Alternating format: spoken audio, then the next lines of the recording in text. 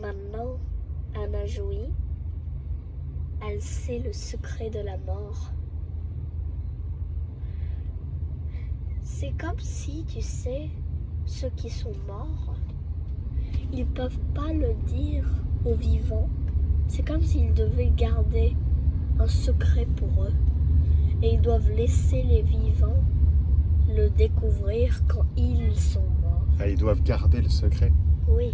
Mais à Mais ton en fait, avis, est-ce qu'ils ont la capacité à faire un signe aux vivants? Je pense pas parce que tu sais, quand ils sont morts, parfois, d'accord, pas toujours, mais parfois ils sont vite oubliés. Mhm. Donc peut-être qu'ils sont des fantômes ou quelque chose, mais maintenant, normalement, quand ils sont morts, parfois, ils pensent à les vivants, ils pensent quelque chose d'autre pour apaiser la tristesse, comme pour cacher la tristesse pour François.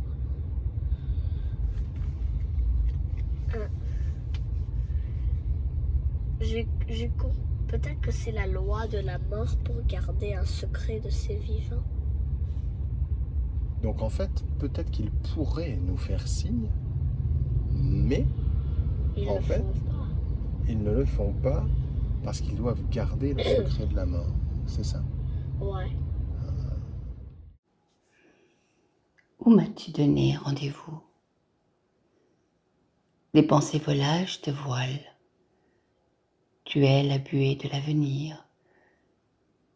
Je cherche à revenir. Je rame, acharné debout pour ne pas te manquer. L'aurore me distrait. Comme un pauvre mirage, il agite devant moi l'idée éternelle. Je tords mon cou vers d'autres feux, tel un enfant peureux qui ne veut quitter sa mère. L'aurore ébranle les astres, les illusions, les choses, et je vais sur le ciel, en pêcheur rentrant de sa nuit, fatigué, remettant à demain ton miracle. Es-tu quelque part? La nuit dégorge et j'ai marché jusqu'au Dieu difficile.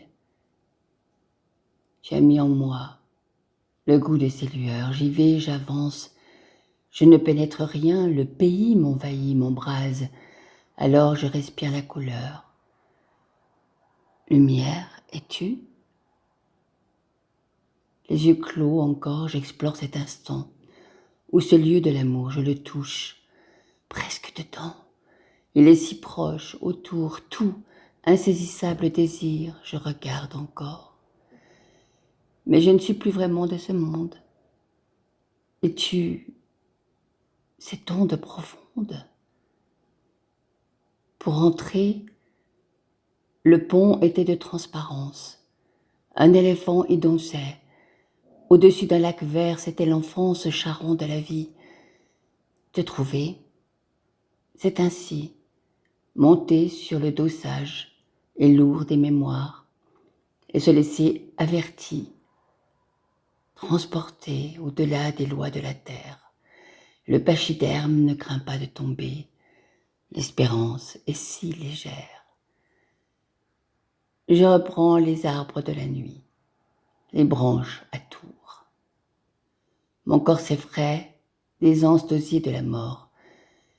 Il ne cesse de dévider le fil du revenir. Nous mourrons encore et encore dans le dos des forêts, dans ce glissement des pierres.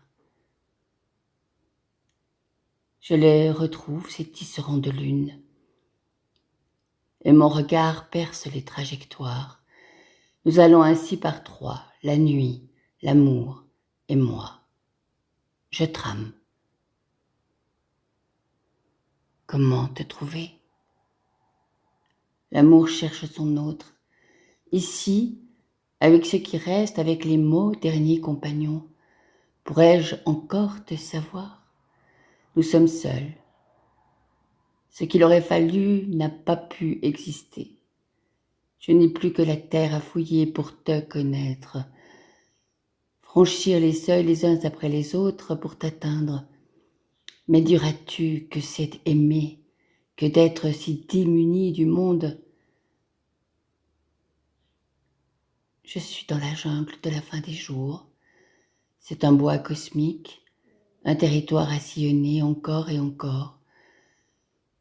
Je ne suis pas si lucide, crois-moi, je traverse des zones tempétueuses, des déserts, je brasse gravement le silence. Je ne suis pas si tranquille, crois-moi. Ce sont des mots, des fentes, des chemins couverts. Je traverse droit devant, espérant t'entendre, mais je ne pense qu'à moi. Il me faut plus de temps peut-être. Je n'ai pas de biens à partager, aucun savoir, aucun rêve. Je connais cette solitude à venir, il ne tient qu'à moi de bien finir, et dans la nuit à venue, je marche et je cherche. Et ça c'est. À quoi me convient encore les jours, si ce n'est à soulever les cailloux pour le mystère dessous? Dans la nuit, j'ai voyagé parmi les taches rouillées de la chance, suivi les fleuves céruléens, leurs rues d'un sang sombre. Chaque doigt portait ton alliance. Nous avions en commun ce métal pétrifié du précieux de l'été. À chaque doigt, cerclé d'éternité, poussait la fleur, l'étincelle et la brume. L'amour est un chant dans lequel s'élèvent les mains humaines, tendues sans cesse vers toi. Et l'amour est le vent, l'eau et la terre. Et l'amour brûle ses fonds de saison. Quand j'ai entre mes mains le ruban, la mesure mancienne du temps. Je ne sais la déchiffrer, je ne peux la gommer. Quand mon corps abrite avec ce soin des départs, la nostalgie des choses. Je connais l'éloignement. Le mal a jeté ma pierre dans l'eau. Je m'écarte et glisse, comme une nappe fugueuse éternelle, laissant sur place le minerai froid du corps. Serais-je bien triste ce jour-là? Aurais-je le goût de l'aventure? De ce qui se vit ici, seul, l'homme connaît le mal. Il nourrit des pensées mortelles. Que ne suis-je rester cet animal sans verbe, sans mot, silencieux et sage? Mon corps cave ardente, je te sens. Tu tires vers les communs. En toi se sont jouées des comédies sans lumière. Aucun fauve, aucun oiseau, aucun insecte n'y se serait prêté. Et j'ai mis si longtemps avant le fol emprunt des ans. J'ai attendu. Je ne pensais pas à l'heure. J'ai dit demain, dimanche peut-être. Est-ce bête ou si humain? Encore ce jour, quand la fin sans doute ne renouvelle plus le calendrier. Je ne veux pas y croire. Tout me semble ailleurs, mais sur le parcours, je m'inquiète de mon trop peu d'amour. Quand? Âme vertige, unique, que savent-ils de toi et comment? Vis-tu? Es-tu? Il n'y a qu'une pensée que je puisse garder près de moi. Tu es un peu, tu es tout. C'est ainsi que j'existe et que tu existes sinon rien. Je suis comme un enfant, arrachant les pétales d'une fleur pour le vol du parfum. Je cherche à posséder l'invisible. Chercher parfois est une telle défiance. Ne vaudrait-il pas mieux respirer? Qu'advient-il des voleurs comme moi, sans objet d'amour que celui qui ne se remet jamais en question, celui des siens? Mes mains ne font rien, mes pas ne s'approchent pas, mon corps ne se donne pas, je n'ai que le pire ou le meilleur rarement, les mots et des éclats de lueur dans ma propre nuit. Où ce corps, l'infiniment petit de la mort, l'œil des atomes, l'iris des astres? J'essore sans cesse la douleur, elle accompagne l'eau, détache la peau et la découd de l'univers. La douleur, le regret de vivre, ou celui de s'en aller. Mon corps dessine les fractales de l'amour. Chaque disparition éclate ailleurs à nouveau. Persistant feuillage. Je suis la fougère éternelle de l'enfance. Je suis la fan recommencée de l'âge. Aucun regret n'a de sens. Ni le devenir, ni le revenir, mais ce cercle. Où je nais, je meurs, et le point de soudure, intense feu, promène dans le néant l'ellipse de la vie. L'amour n'est pas humain. Nous sommes trop de cendres ou de terre, attachés, enracinés de chair. L'espace de l'amour est sans mesure. Comment nous y retrouver? La terre est notre ventre-mère, toujours y retourner. Où ce corps, debout, je marche, dans les nerfs de la souffrance, ils allument sous les pâles et lanternes du désir.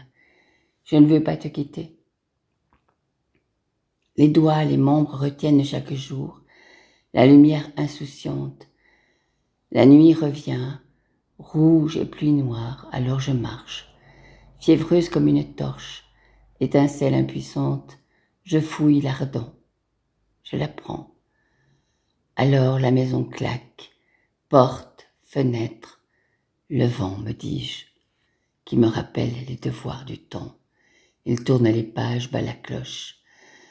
Je secoue la tête, je ne suis pas prête, je réponds, attends. Je ne vois pas le vent, alors je l'oublie. Et mes bras tremblent aussi, comme les herbes, la branche, la plume. Le froid arrive et je suis nue. Alors, j'invite la crainte et la mue à dormir contre mon cou. Je me couche dans la crique des dunes, yeux clos. Je serre contre moi l'espace et la mer. Ce sont des mondes trop petits. Ma poitrine est tissée de leur absence et du tambour, les deux amoureux de l'amour. Alors, le corps reforme son écrou. Une vis de lumière dedans, une douleur, un artifice. Ma tête, ma bouche, une dernière haleine raconte l'histoire. L'amour est une graine, et du centre l'univers me demande de plier le silence, de grandir à jamais.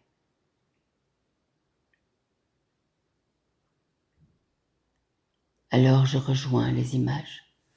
J'essaye le volume de la nuit, comme un habit remarquable, sur lequel les lampes auraient brodé les foyers, crus et glacés de mon ignorance.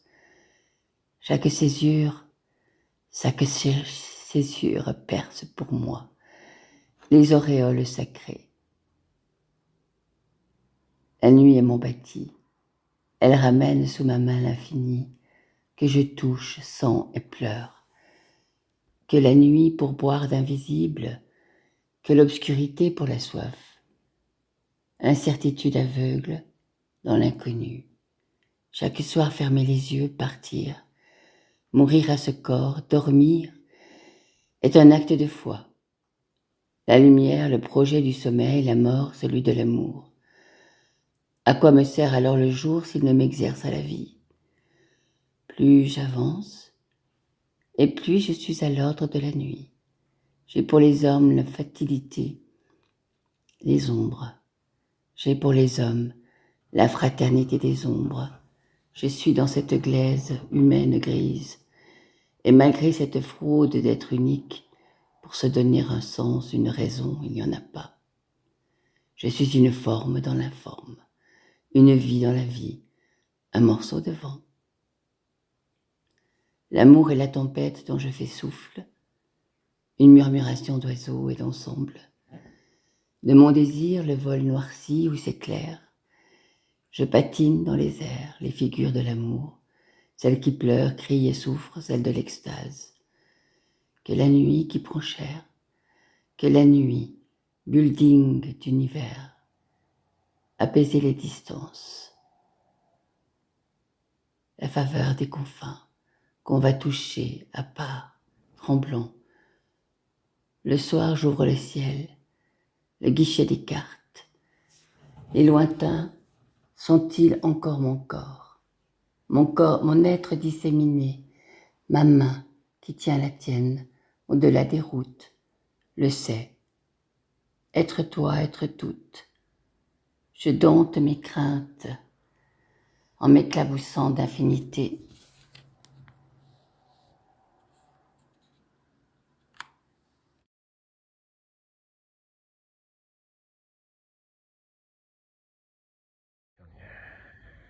Tu te rappelles quand je t'ai raconté d'une partie de ma galaxie où les étoiles étaient des conteneurs, où il y avait les comètes tu te rappelles les comètes messages qui transportaient les secrets de tout le monde Oui, et mettaient dans les petites étoiles? ouais, je me souviens très bien. Je parie que celle d'Anajoui est celui au milieu de la lune là. Tu le vois? Ah ouais, d'accord, la verte là, en plein milieu. Ouais. Ah. Dans ma, dans ma galaxie, tout le monde a entendu parler. Ils sont très tristes. Ils ont mis tous ces livres dans le temple d'étoiles. Tu veux savoir qu'est-ce que c'est le temple d'étoiles? Oui. Donc il y avait une légende. On n'est pas sûr si c'est vrai, Mhm. mais il disait quand les gens étaient morts, ils devenaient des étoiles et ils se posaient à un lieu. Mhm. Chaque année, il y en avait plus. Et après beaucoup d'années, des millions d'années, c'est comme s'ils ont créé un énorme temple. Mhm. Un temple de personnes mortes. D'accord. Mais ces personnes mortes, leurs âmes sont les étoiles. Ah. Et sont faites en étoiles, ce temple. Mhm. Chaque année, ce temple devient plus gros.